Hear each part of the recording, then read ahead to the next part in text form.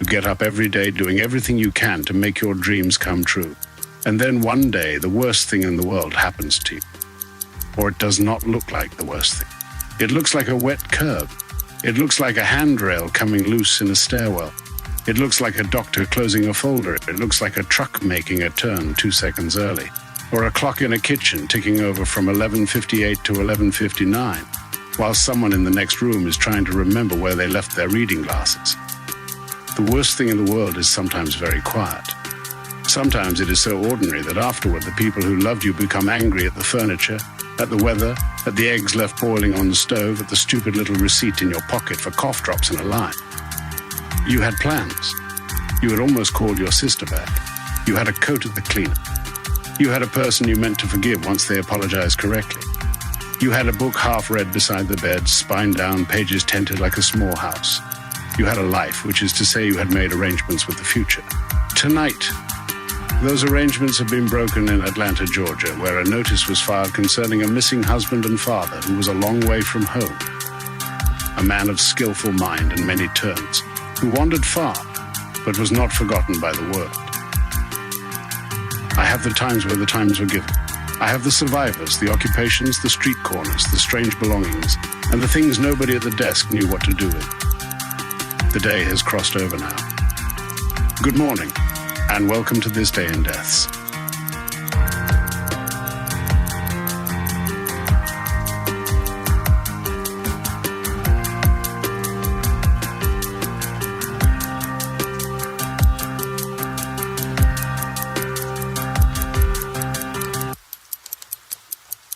Two theoretical departures.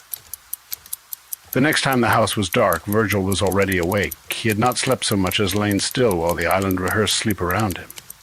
Nellie slept beside him in the long white bed, or appeared to. He could not tell any more when her stillness belonged to rest and when it belonged to watchfulness. Her face, turned toward the open balcony, held the last blue of the night in the hollow below her cheekbone. One hand lay palm up on the sheet. The other rested near his thigh without touching him. Even in sleep, she occupied the room as a verdict. The curtains moved because the air system told them to. The water in the pool below spoke in low repetitions. Somewhere behind the walls, machines continued to keep paradise habitable. Virgil waited for the machines to cover the first sound of his leaving. A pump clicked on beneath the bathhouse. He moved, not quickly. He had learned, during his years of theoretical departures, that speed was the first confession. He took his feet from the bed and found the rug. He sat upright. For a moment his head filled with a white roaring, not from drink this time, but from altitude, age, and the animal terror of actual motion. All the old rehearsals had been luxurious. In rehearsal, one could leave forever and still be in the same room by lunch. This was different. This had the vulgarity of happening. On the chair beside the bed lay the clothes he had chosen while Nellie bathed after their conversation. Not the handsome clothes from the cedar closet. Not the linen kept for terraces and arrivals, but things with practical pockets. Things that had survived being forgotten. A dark shirt. A jacket with a torn lining. Trousers that no one had pressed. A belt stiff with disuse. Socks rolled inside shoes already powdered with garage dust. He dressed by touch. The shirt smelled faintly of old drawers. The jacket smelled of paper, stale smoke, and a weather that did not belong to the island. From the bed, Nellie breathed once, deeply. Virgil stopped with one arm in the jacket. The room held him. Nellie did not wake, or she did not show him that she had. He drew the sleeve over his wrist. On the bedside table, beside a glass of water and 3 pink pills on a porcelain dish, lay the fax page. She had left it there folded exactly in half, as if it were a handkerchief. He put it inside the jacket without opening it. The paper touched his ribs through the lining. It felt neither heavy nor light. It felt official. At the door he turned back. The bed was enormous, absurdly low, draped in white fabric that spilled onto the floor like surf. Nellie lay in the middle of it as if the room had been built outward from her body. Her hair crossed the pillow. One shoulder had come free of the sheet. In the moonless dark, her skin retained its own soft authority, not glowing, not shining, only refusing to be swallowed by shadow. She was not young in the way he had first thought. Youth was too weak a word for her. She was the island's continuing argument against consequence.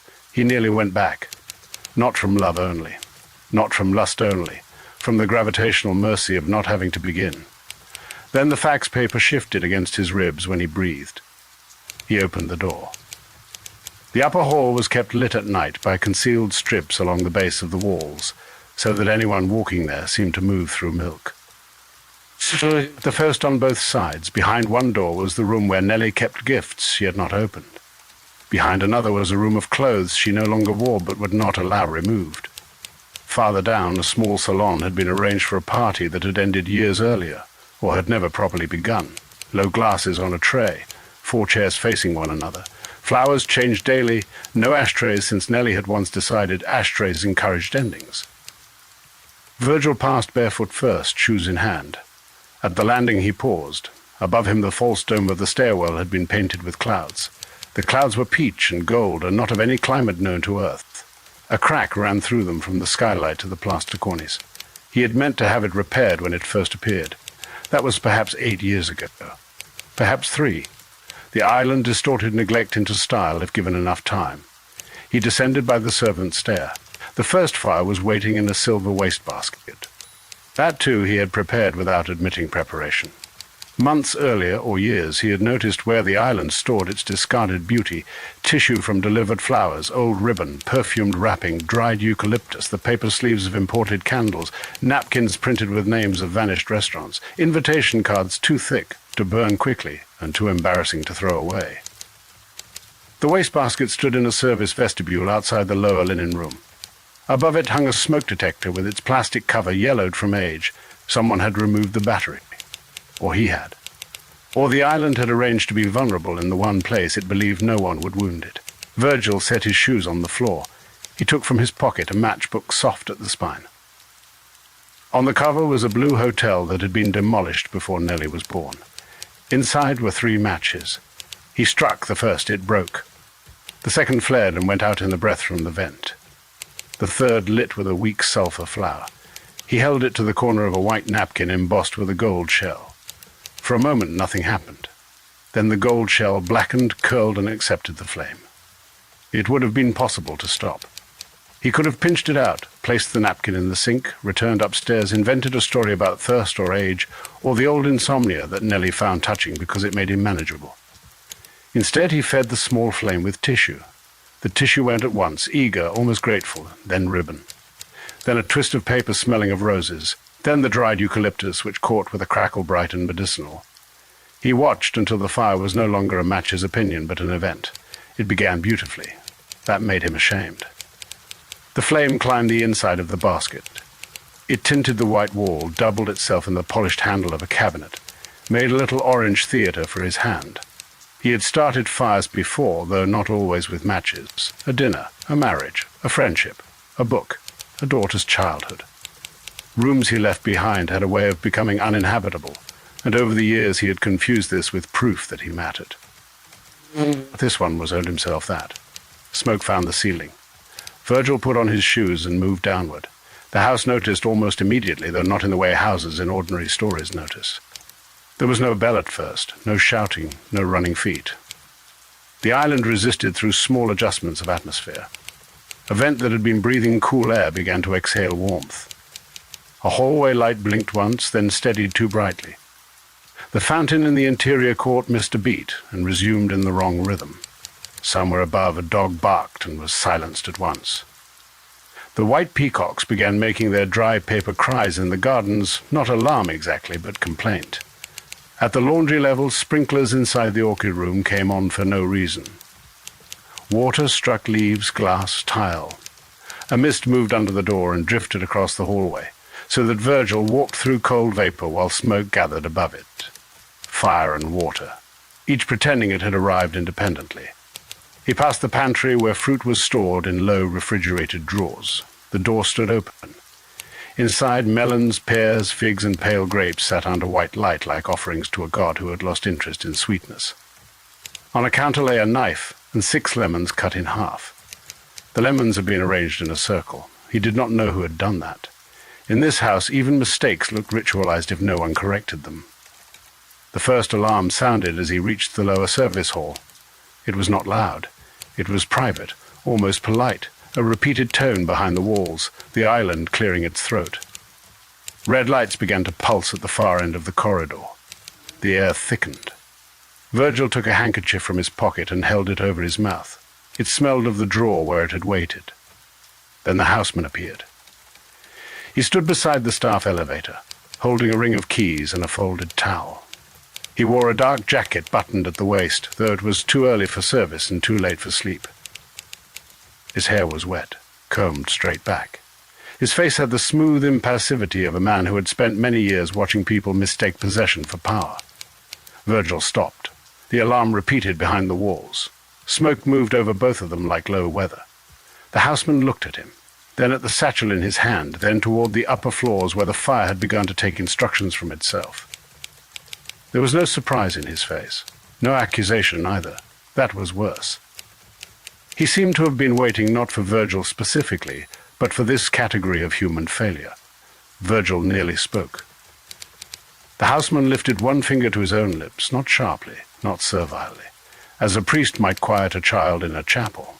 Then he turned and unlocked a narrow door behind him that Virgil had never opened, though he had passed it hundreds of times. The door gave onto a stair of unfinished concrete. At the top of the stairwell, the island had marble and mirrors and painted clouds. Down here, it had pipes sweating in the walls, exposed cables, a smell of bleach, oil, wet plaster, and something animal from the hillside. The houseman removed one key from the ring and held it out. Virgil took it. Their fingers touched. The houseman's hand was warm, steady, calloused in a way no ordinary servant's hand should have been in that house. On his third finger was a plain gold ring turned inward so the band lay against the palm. Virgil saw it without understanding it. The houseman stepped aside. No one thanked anyone. Gratitude would have named too much. Virgil descended, 03 the raft. Below the service level, the estate was not an island, but a machine pretending to be geology. Pipes larger than tree trunks crossed overhead. Pumps thudded in rooms behind grated doors. Filters churned the pool's bright water through dark tanks. Electric panels hummed. Coils of hose hung on hooks. Crates of wine. Boxes of candles. Spare tiles, broken statues, rolled carpets, flood lamps.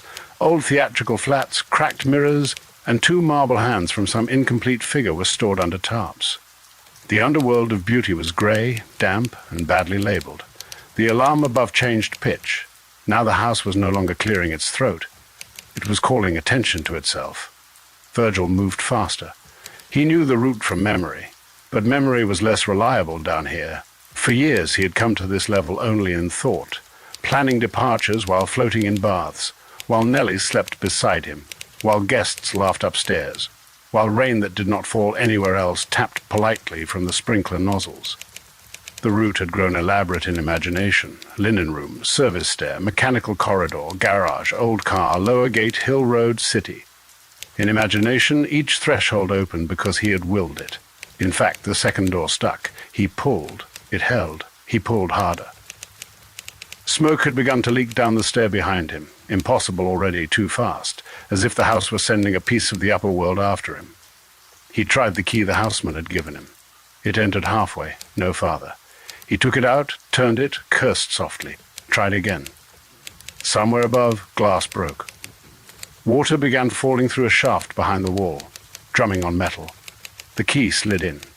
The door opened. The garage lay beyond, long and low and greenish under fluorescent light. Most of the cars slept under covers. Their shapes were enormous and useless, ceremonial animals from an extinct household. A red convertible under a film of dust. A white limousine with one flat tire. A station wagon loaded with empty flour crates. A small European car whose windows were fogged from the inside, though no one had driven it in years. At the far end, near the service bay, under a grey tarp mottled with mildew, was the car he had built by neglect. The Raft. A black sedan, long enough to look funereal, low enough to look guilty. Once it had been elegant in the anonymous way powerful men prefer when they want discretion to be mistaken for humility.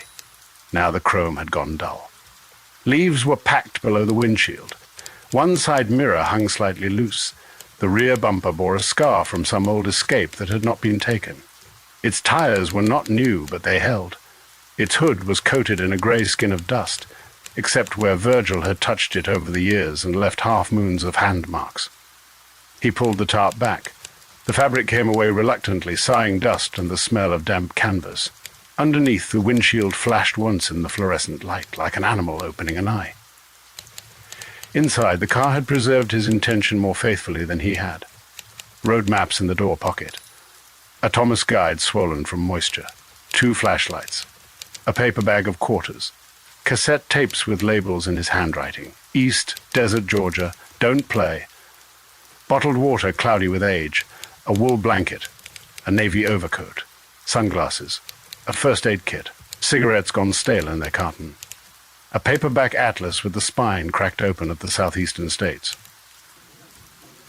In the glove compartment, cash sealed in an envelope, a photograph he did not look at, and another folded copy of an Atlanta address written on hotel stationery. He had prepared the Raft so long ago that its preparedness accused him. He opened the driver's door. A voice from the far side of the garage said, "I wouldn't start it yet." Virgil froze. A man stepped out from between the covered limousine and a rack of pool equipment. He was not large. That was the first insult. After all the years of imagining fate, Virgil had expected height or theatrical ugliness, or the kind of face a man could remember as a sign. This man had none of that.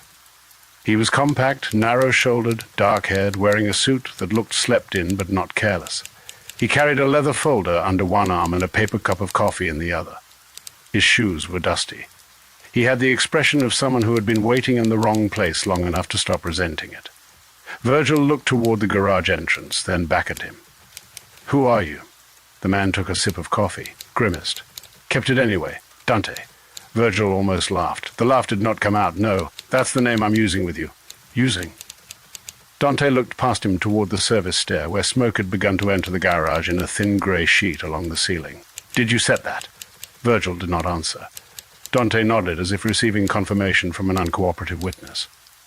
"Then we have less time than I was promised." "Promised by whom?" Dante set the coffee on the roof of the black sedan. He opened the leather folder. Inside were papers, tabs, a state seal, a photograph clipped to a form, a note written on yellow paper, and a second key. Virgil stared at the key. Dante followed his gaze. "You've got half a plan," he said. "I've got half a warrant. Between us we might make a door." The garage lights flickered. The alarm above them became general. Now the island shouted. A bell rang from the service wall. Red strobes pulsed above the garage bay. Somewhere in the distance, shutters began closing automatically over windows, one after another, with soft, expensive thuds. Water rushed through pipes overhead. Sprinklers outside burst on and began striking the driveway with wild crossing streams. The covered cars glowed red, then dark, then red again, like animals breathing in a cave. Virgil stepped closer to Dante. "Are you here to arrest me?" Dante considered this. "I'm here because a court in Georgia has paperwork, your family has opinions, your wife has waited past reason, and the world has started making arrangements in your absence." "That isn't an answer." "No, it's the job." Virgil reached for the key in Dante's hand. Dante closed his fist. "Not yet. You said we have less time." "We do." "Then give me the key. You don't know where you're going." Virgil looked at the car, at the smoke, at the folder, at this small, dry man who had somehow entered the island through its root system. "Atlanta." Dante smiled without pleasure. "That's what the paper says. Papers are optimistic." Another sound came from above, not alarm, not breaking glass, something softer. A door closing. Both men looked toward the stair. For a moment, through the smoke, Virgil thought Nellie herself would appear there barefoot in the white robe, not running, never running, simply arriving with the terrible calm of a goddess whose property had become confused. Instead, no one came. But the temperature in the garage changed. The air seemed to take on the fragrance of orange oil and wet hair. The island remembered its ruler. Dante noticed. "So that's real," he said. Virgil turned on him. "What?" Dante shook his head. "Nothing useful." The houseman appeared at the top of the concrete stair. Smoke moved around him. The red alarm light struck his face and passed off it. He did not descend. He looked at Dante, then at Virgil, then at the black sedan with its open door. In one hand he held the folded towel. In the other, the ring of keys. The plain gold band on his finger flashed once, then disappeared as he closed his hand. Behind him, far above and somewhere impossible, Nellie called Virgil's name. Not loudly. That was the worst of it. She called it as if from the bed. as if he had only walked into the wrong room, as if the whole burning, ringing, flooding island were merely an extension of her waiting. Virgil put one hand on the roof of the car. The metal was cold. Dante opened the driver's door wider. "Now," he said. Virgil got in, 04 the property line. It was a humiliation of knees, satchel, old leather, and breath. The steering wheel was tacky under his palms. The seat smelled of mildew and sunrot. He adjusted it and found that the lever no longer worked. Dante slid into the passenger seat with the folder on his lap and handed over the second key. The keys knocked together in Virgil's hand, houseman's key and Dante's key, island key and outside key, both absurdly necessary. The engine did not start. Of course it did not. The first turn produced a dry click, the second a grinding cough. Above the garage, the fire reached something richer. The smell changed from paper and eucalyptus to varnish, fabric, old wood, the inner sweetness of expensive things becoming equal. Virgil tried again. The engine turned, caught, failed. Dante looked at him. "Did you ever drive it?" "Yes." "When?" Virgil could not remember. Dante leaned forward and struck the dashboard with the heel of his hand. Again.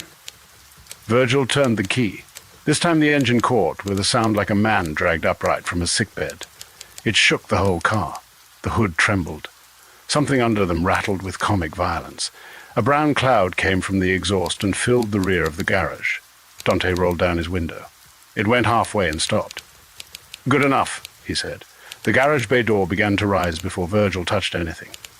The houseman stood beside the control panel. He'd come down without their seeing. He held the button with 2 fingers. The great door lifted slowly, revealing the service drive beyond in horizontal strips, wet concrete first, then thrashing sprinkler water, then black hedge, then the lower gate strobing red in the alarm light, then the city below erased by fog. The door stopped halfway. Dante looked at the houseman. The houseman looked back. For one suspended second, the whole island balanced between permission and refusal. Then the houseman pressed the button again. The door rose the rest of the way. Virgil drove. The car lurched forward too hard. Dante braced one hand against the dashboard. The tires rolled over a coil of hose, dragged it, released it. The sedan emerged from the garage into water. Not rain, not yet. Irrigation, suppression, fountain overflow, a private weather system in revolt. Sprinklers hammered the windshield from both sides. The wipers shrieked across glass, dry in some places, drowning in others. Smoke from the upper house came down the slope in torn banners. The terrace lights flashed behind it, white, red, white again, as if the estate had become a ship signaling distress to no ocean. Virgil steered toward the service gate. It was not fully open. The left side had moved. The right side remained stubbornly fixed, black iron caught in its track. Beyond it, the road dropped along the hillside toward the basin. The gap was possible, not generous, not dignified. Possible. Dante leaned forward. "Don't stop. I can see that. Seeing and doing are cousins, not brothers." Virgil pressed the accelerator. The car slid. For a moment it did not move toward the gate, but sideways, rear end drifting on water-slick concrete, tires searching for ground beneath the estate's manufactured storm. The front bumper kissed the iron, scraped, withdrew, found the gap again. Virgil corrected too hard. The side mirrors struck the gate and vanished with a bright crack. Dante ducked, though there was no need. The sedan forced itself through. Metal screamed along metal. The sound seemed to tear something more than paint. Behind them, one of the white peacocks flew low across the service road, absurd and panicked, its tail dragging through sprinkler spray. It struck the hedge, regained itself, vanished into smoke. Then they were beyond the gate. The hill road descended in wet switchbacks. Above them, the house burned modestly, selectively, as if even ruin there had been instructed to remain tasteful. Fire showed in one upper window. Smoke poured from a side corridor. Sprinklers flashed silver in the red alarm light. Staff moved like pale figures in an aquarium. On the highest terrace, where the false columns stood against the whitening sky, a shape appeared and did not move. Nellie. Virgil did not look directly. He saw her in the rearview mirror, or thought he did, white robe, dark hair, bare feet, all the house's wounded beauty gathered into a single still figure. She did not wave. She did not call now. She watched the car descend from her island. The mirror trembled with the engine. Then fog took her. Dante reached over and turned the mirror slightly away. Virgil almost objected. He did not. The road twisted down through hedges, retaining walls, black palms, the service turn where trash bins had overturned in the wind. A garbage lid rolled across the road in front of them, struck the bumper, and spun into the drainage ditch like a shield from some ridiculous battlefield. Water ran everywhere. The sprinklers had overfilled the gutters. Mud came down from the planted slopes in dark ropes. Leaves slapped the windshield. A branch cracked against the roof and stayed there, dragged above them for 30 yards before tearing loose.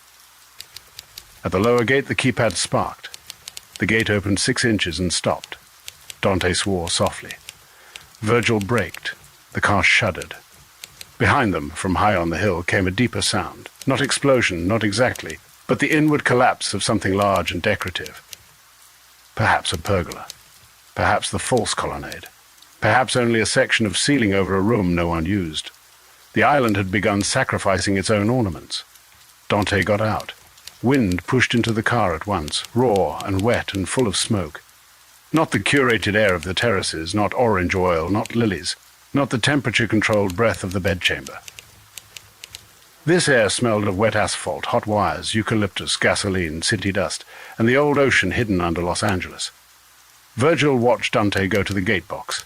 He opened the metal panel with a screwdriver from his pocket. The gesture was so ordinary it seemed magical. He pulled one wire, touched another. Sparks jumped. The gate stuttered, closed 2 inches, opened 1, stopped. From above, a siren approached. Then another. Dante looked back. Virgil opened his door, but Dante snapped a hand up. Stay. The order landed in Virgil with startling force. He stayed. For 10 years he had obeyed almost nothing but appetite, delay, and Nellie's weather. Now a small man at a broken gate lifted one hand, and Virgil remained in the driver's seat like a child in a school crossing. Dante struck the gate box once with the screwdriver handle. The gate began to open, not smoothly, in little resentful increments, a foot, 2 feet, enough. Dante ran back, got in, and pulled the door shut. Go, Virgil went. The car crossed the property line. The island ended. Los Angeles did not begin, at least not as a city. It rose around them as wasteland, not empty, not dead, but overmade and abandoned by meaning. Dawn exposed the basin in layers of concrete, fog, flood channel, billboard, parking lot, palm trunk, motel sign, stucco wall, chain-link fence, and dark glass. The streets below the hill were slick with sprinkler runoff, and the first real rain, which had begun without anyone noticing. It came down lightly, almost experimentally, beating on the cracked windshield, blackening the asphalt, releasing from the dust a smell like old pennies and bruised weeds. The city had been waiting under paradise, now it opened. Freeways moved in the distance like rivers of tin. Helicopters passed low enough to make the car roof tremble. A billboard for a woman's perfume had peeled at one corner so that her enormous printed face seemed to be slipping from its own beauty. In a flood-control channel, a shopping cart lay on its side like the skeleton of a small animal. Neon signs still burned in windows, though morning had come. At a bus stop, 3 men in work clothes watched the black sedan pass with complete indifference, which wounded Virgil more than pursuit. The car coughed at the first red light. Dante placed one hand on the dashboard, as if calming a horse. No, he said to it. The engine held. Virgil looked in the rearview mirror, despite himself. The hill had disappeared into smoke and marine fog. The island was no longer visible, only a pale smear above the basin, lit from within by alarm and morning. He expected relief. What came instead was exposure. On the island, every element had been arranged around him, water to hold him, light to flatter him, Nellie to preserve and accuse him, staff to remove evidence, walls to keep away weather. Here the world had no opinion of his comfort. Trucks roared in the next lane. Rain tapped the roof. A siren crossed somewhere ahead, then vanished. The car smelled of old upholstery and its own labor. The fax paper pressed against his ribs. His hands shook on the wheel. Dante opened the leather folder on his lap. Airport? Virgil asked. Dante looked at the papers, then at the road, then at Virgil. Eventually, I need to get to Atlanta. You need to get through Los Angeles first. Virgil almost laughed again. This time a little of it came out dry and wrong. Behind them, somewhere beyond visibility, Nellie's island continued to burn in carefully chosen rooms. Ahead, the city spread itself in grey corridors, wet and indifferent, a sea without water, a storm without grandeur, a place where every route looked possible until entered. Dante folded the first paper back. "Left," he said. Virgil turned left. The car complained, corrected, and followed the road down into the wasteland.